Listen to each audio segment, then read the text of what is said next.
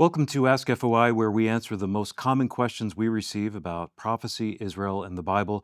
Joining me today is Ty Perry. Good to see you, Ty. Good to see you, Steve. Thanks for having me on today.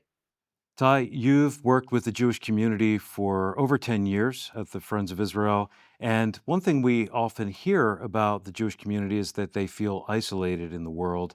We just experienced this. My wife and I were in Israel a few weeks ago, and we were speaking with a couple Israeli shopkeepers, and they wanted to know, what do Americans feel about Israel? Are you with us? And just all the anti Semitism that is growing in the world, especially this last year, they feel alone in the world. So, my question to you is, what can I do to show support to the Jewish community? Well, first of all, that's a great question because it really shows a heart for God's heart because God loves the Jewish people as His chosen, and so our heart should reflect His heart as believers. Um, there's very practical things that believers can do to show support to the Jewish community. You can get involved where you are and just show up. And what I mean by that is as an example, there was a church that I partner with down in Ohio, and they wanted to really do exactly what this question is: how do we get involved and support the Jewish people? And it happened that just a couple of weeks after we had this conversation, the local Jewish community was having a commemoration of the October 7th attack on Israel. And so I advised that they get in touch with the host. In that case, it was the Jewish Federation of their area, and asked if it'd be all right if they came. And so they did that, and the community was very gracious, allowed them to come, recognized them as being believers, Christians who love Israel and the Jewish people, and they were flooded with positive comments from people who were in attendance because, as you said, they feel alone, and when you see that there are people, non-Jewish people, and particularly Christians, who stand with this people, it amazes them. So showing up to things like that, always asking permission first, but showing up, demonstrating that support, just sometimes a ministry of presence, just being there speaks volumes. The other thing that I do myself is I volunteer in the Jewish community. And so, depending on where you live, the Jewish community in your area may have needs that you can help with. My family and I have adopted a family for Hanukkah through our local Jewish Family Services program, and we will be shopping. I'll take my kids shopping for some of the items on the list that this Jewish family has for Hanukkah, and we'll be donating those. You can volunteer with different organizations, maybe the Holocaust Museum in your area or a Jewish Federation, Jewish Community Center. A lot of times they're looking for volunteers, and to have a Christian there would really demonstrate support for them. So those are just a few ideas: volunteering, showing up where you can. I might also encourage individuals, if you have Jewish friends, give them a call. So I remember after October 7th, in the immediate aftermath, getting in touch with some of my Jewish friends, both in Israel and here in the US, and telling them, I don't know what I can do for you, but I just want you to know I'm here and I care about you. And if you need anything, um, you just call me.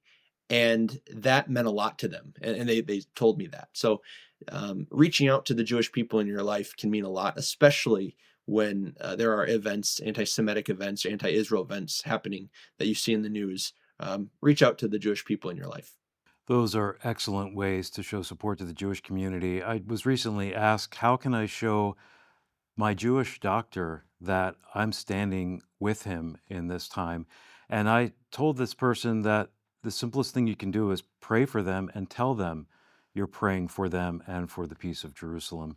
So, my question to you now is, what do you say to the person that doesn't know any Jewish people? Maybe they're in a part of the world that they never interact with Jewish people in their daily lives. Yeah, well, I think you just hit on part of the answer, which is you can pray wherever you are.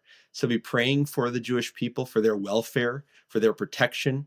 I really think that's one of the should be one of the primary um, reasons that Christians support Israel and the Jewish people, is that they want to see them protected from harm. So pray for them, even if you don't know any Jewish people or you've never been to Israel. But another thing that you can do, because I had this happen to me a while ago where a man contacted me. He was elderly. He lived in an area where there wasn't a Jewish community, and he wanted to do something.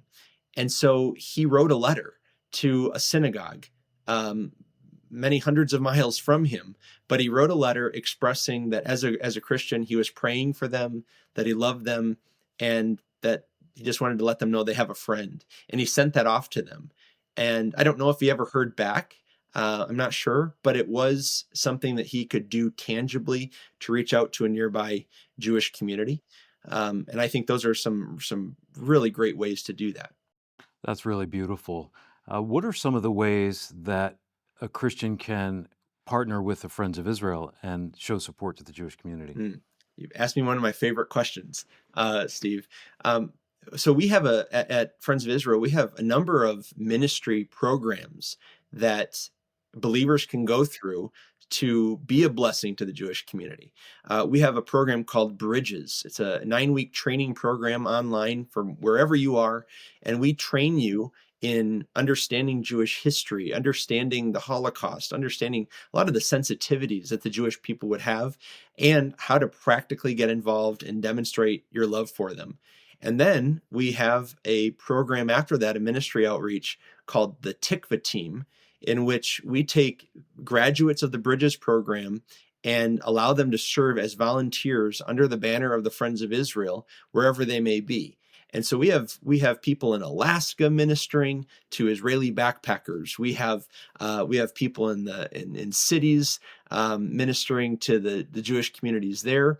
We have people in more rural areas who don't have a lot of contact with a Jewish community because there isn't one nearby, but they represent the Friends of Israel in their churches to raise awareness about the anti-Semitism and anti-Zionism happening on college campuses and maybe even in their own communities. And all of these are ways that you can serve with Friends of Israel. We can mobilize you for ministry wherever you are.